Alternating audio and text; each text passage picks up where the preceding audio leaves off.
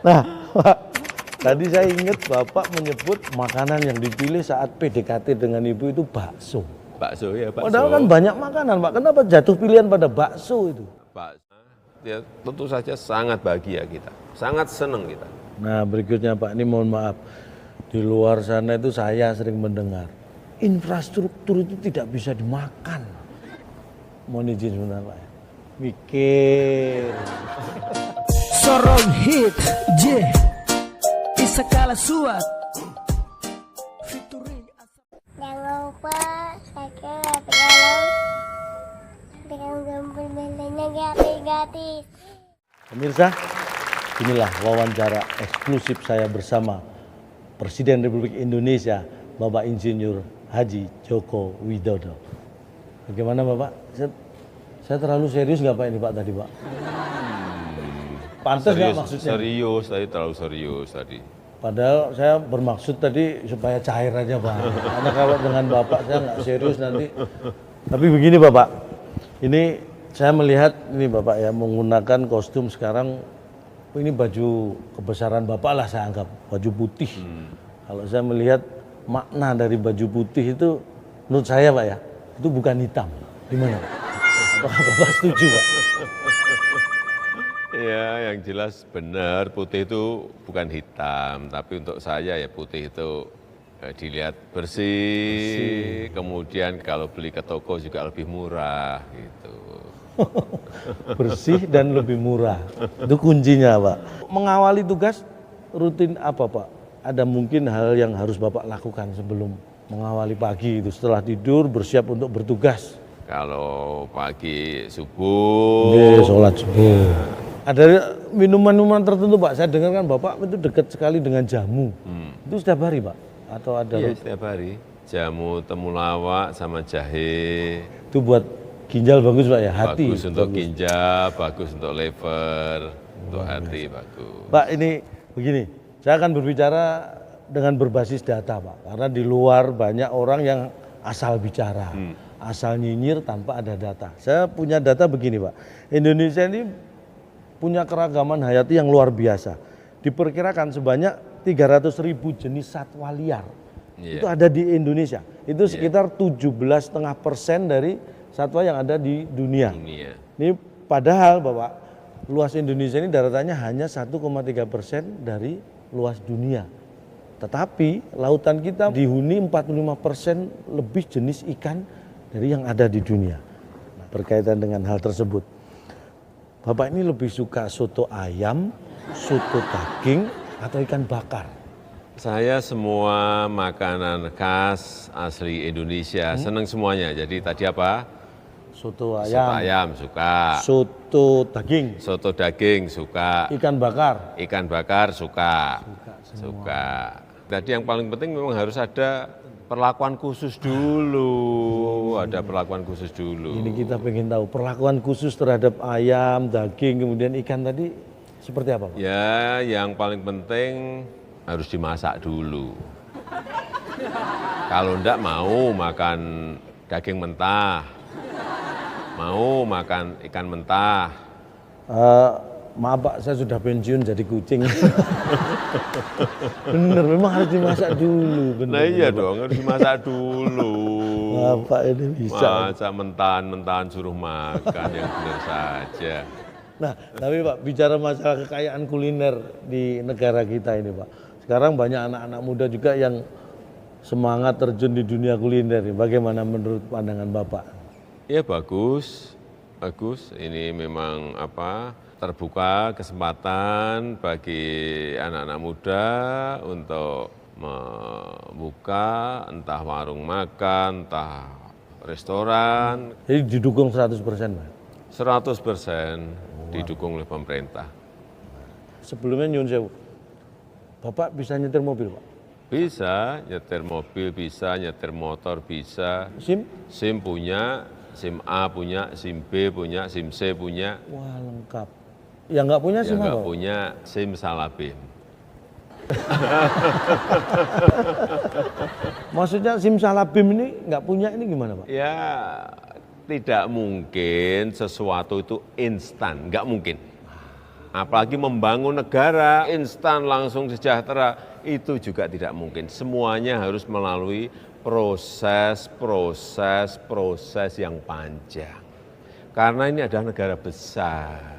Jadi nggak mungkin simsalabim ada. Nggak mungkin, simsalabim langsung sejahtera, nggak mungkin. Proses itu yang penting.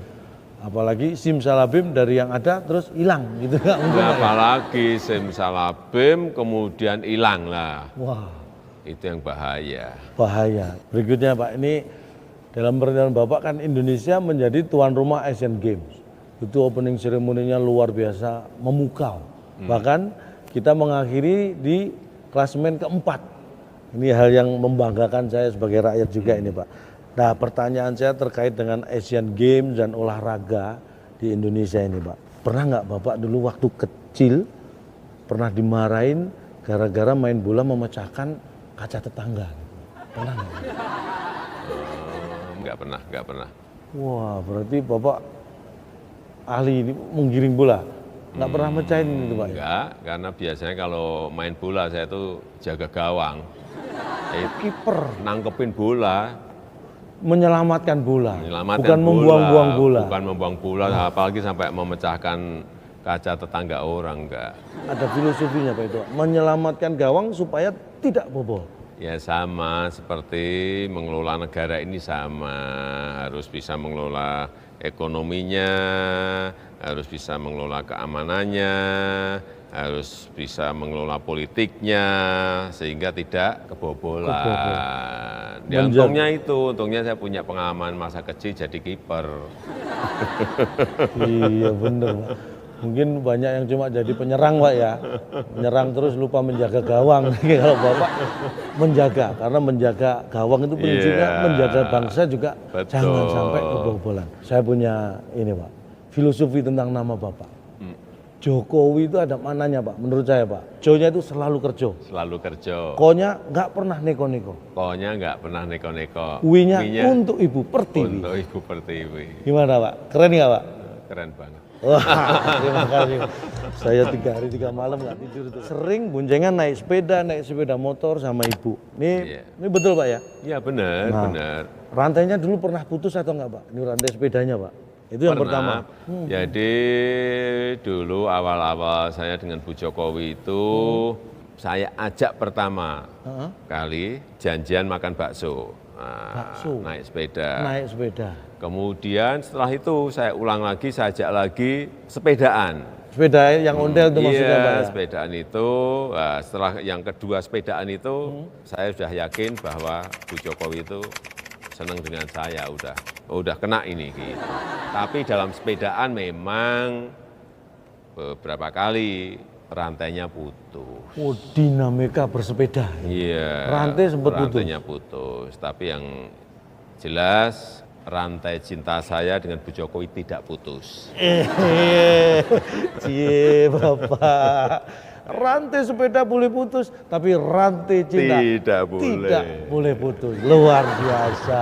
Wah, kalau saya jalan-jalan ke mall itu Pak, bukan pamer Pak ya.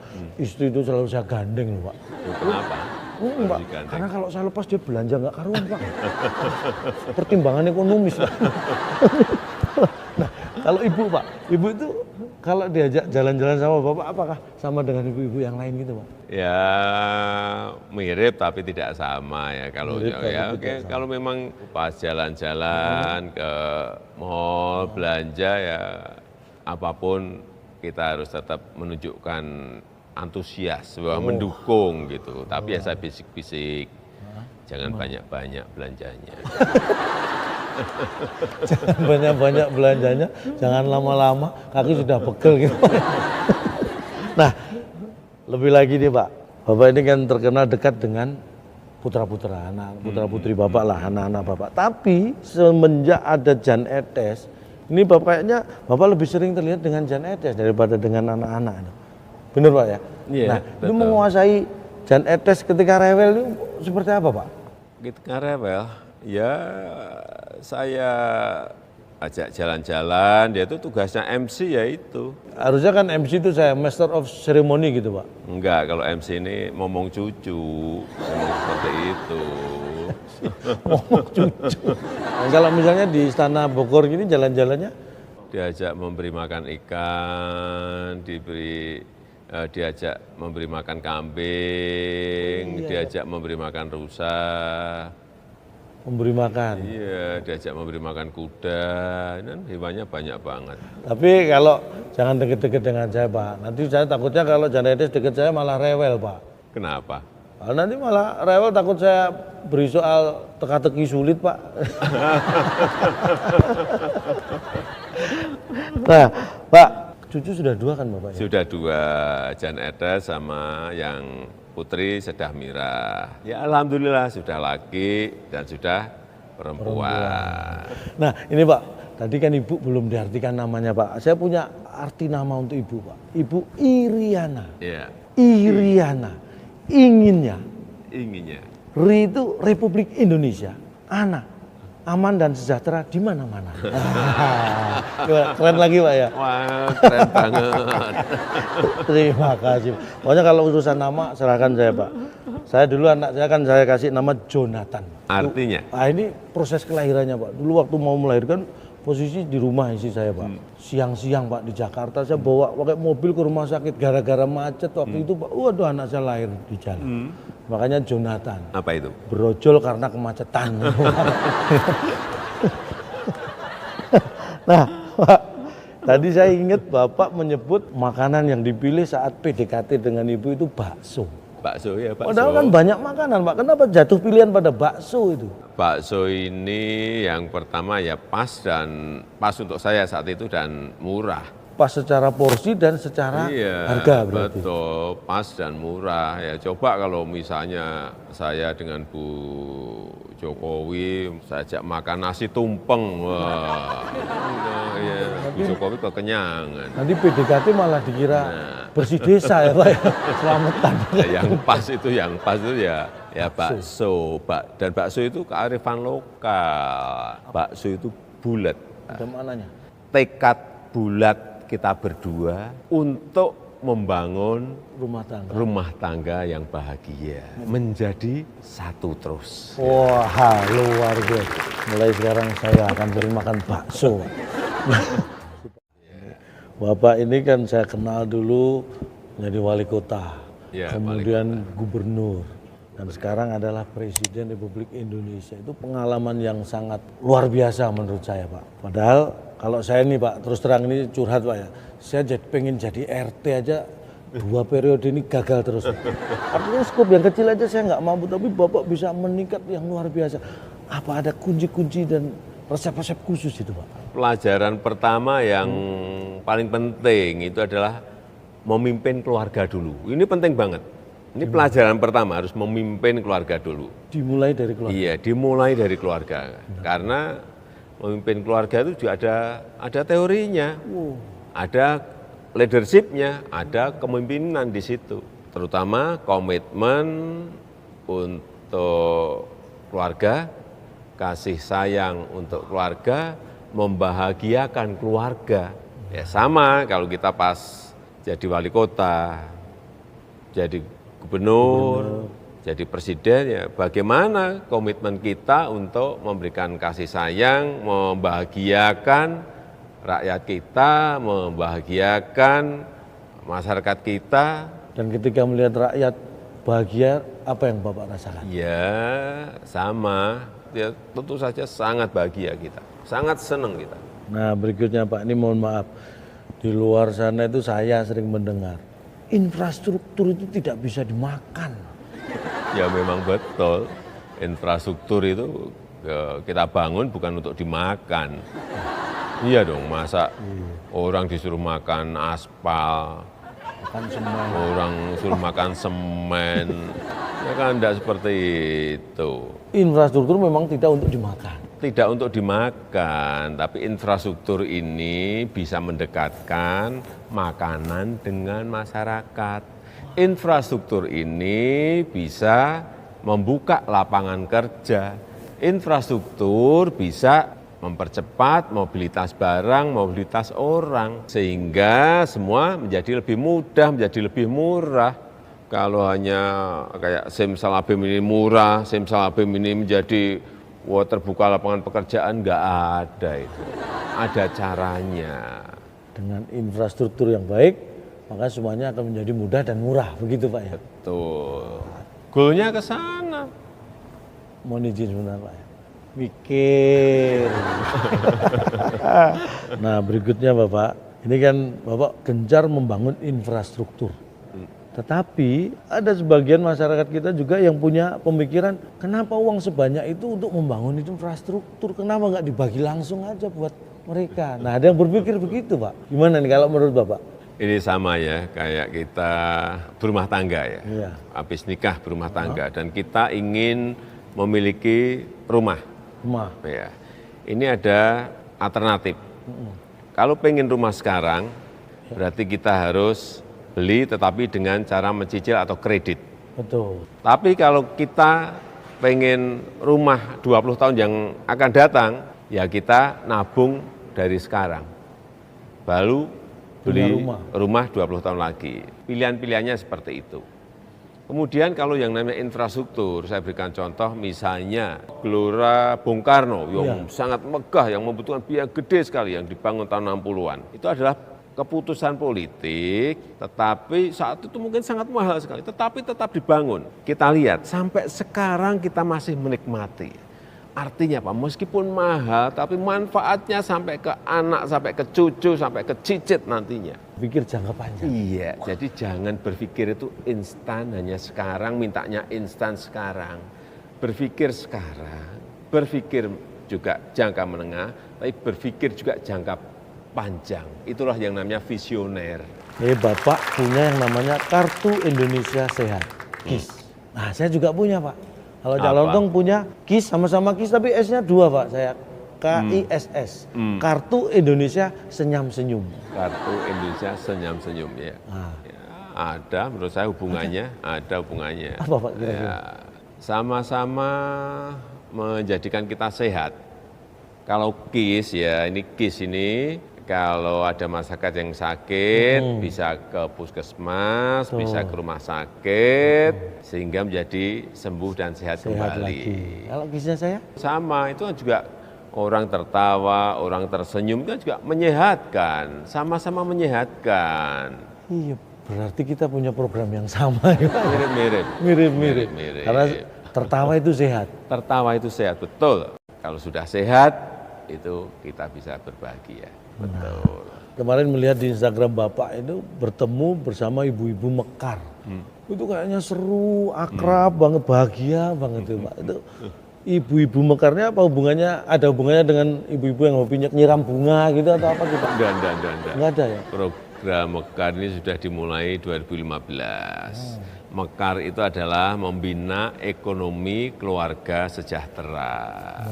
Dan sekarang, sampai sekarang anggotanya, nasabahnya sudah 4.100.000. Sudah banyak sekali di provinsi-provinsi yang ada. Kita memberikan pinjaman, karena ini untuk ekonomi super mikro dan mikro, memberi pinjaman ada yang 2 juta, ada yang 3 juta, ada yang 4 juta. Yang saya senang setiap bertemu dengan ibu-ibu Mekar ini adalah ada yang cerita, Pak, saya dulu jualan keliling, sekarang punya warung di pasar, seneng, kita seneng. Ya. Ada juga, Pak, saya dulu jualan di warung, jualan pempek, setelah mendapatkan Mekar, program Mekar, kita sekarang sudah punya 2 warung, bukan jualan pempek saja, tapi jualan gorengan dan nasi uduk. Nah, ini memang ekonomi super mikro, ekonomi mikro. Inilah saya kira program-program untuk ekonomi rakyat yang real dan betul-betul kita kerjakan. Selama 4 tahun kita memang tidak mengangkat program Mekar ini, karena memang kita evaluasi, kita koreksi ya, baru 2019 ini mulai kita angkat bahwa program Mekar ini sangat bermanfaat untuk rakyat kita. Wah, luar biasa karena prinsip Mekar namanya, jadi usahanya juga berkembang. Iya, dan itu dibangun per kelompok, gandeng renteng. Jadi nyicilnya setiap minggu, kemudian ada pertemuan, kemudian mengevaluasi apa yang harus diperbaiki dan dikerjakan, sehingga ini menjadi sebuah kelompok-kelompok ekonomi kecil yang sangat bagus, saling berinteraksi, saling tukar pengalaman, tetapi yang paling penting mereka disiplin dalam mengangsur. Disiplin Penting, mengangsur, ya. karena mereka memang motonya adalah jujur, disiplin, kerja keras. Oh, Ini adalah perempuan-perempuan pekerja keras, perempuan-perempuan yang pantang menyerah. Dan saya melihat di lapangan begitu sangat membanggakan sekali. ibu-ibu Mekar. Apa mungkin nanti dikembangkan, ada nggak program rencana nih, bapak-bapak Mekar gitu Pak? Kalau ada saya tertarik ini Pak. Kalau Saya nggak bisa ikut ibu-ibu Pak, masa saya jadi ibu-ibu Mekar? Memang untuk ibu-ibu ini yang pengalaman kita 4 tahun, ibu-ibu ini memang lebih disiplin dalam mengangsur. Sehingga laporan akhir tahun 2018 kemarin, non-performing loan, jadi pinjaman yang tidak balik itu dapat dikatakan tidak ada, hanya 0,1%. Padahal yang normal itu 2,5 atau 3%, ini hanya 0,1%. Artinya mereka betul-betul disiplin mengangsur, Tertib Pak ya. tertib mengangsur. Ini yang kita senang. Saya ingin tahu, kalau cita-cita Bapak itu apa? Bangsa ini, bangsa kita ya, juga memiliki mimpi besar, memiliki cita-cita besar. Sesuai dengan konstitusi kita, yaitu mewujudkan masyarakat adil dan makmur. Ya itulah yang juga saya impi-impikan, membangun negara ini, membangun infrastruktur yang merata di seluruh tanah air, dari Sabang sampai Merauke, dari Miangas sampai Pulau Rote. Terima kasih sudah memberi kesempatan waktu buat saya untuk mengobrol dengan Bapak. Terima kasih. Ini hal yang luar biasa, dan mudah-mudahan ini memberikan semangat baru bagi kita. Dan yang jelas, saya sebagai pribadi masyarakat Indonesia dan masyarakat Indonesia lain, kita punya cita-cita yang sama, menjadikan bangsa ini menjadi lebih besar. Untuk itu kita bantu Presiden kita mencapai cita-citanya. Yap guys, sampai di sini dulu kebersamaan kita. Terima kasih buat kamu yang sudah klik subscribe dan menonton video ini dari awal hingga akhir. Saya Free pamit, kita akan jumpa lagi di video-video berikutnya. See you next time again. Bye-bye.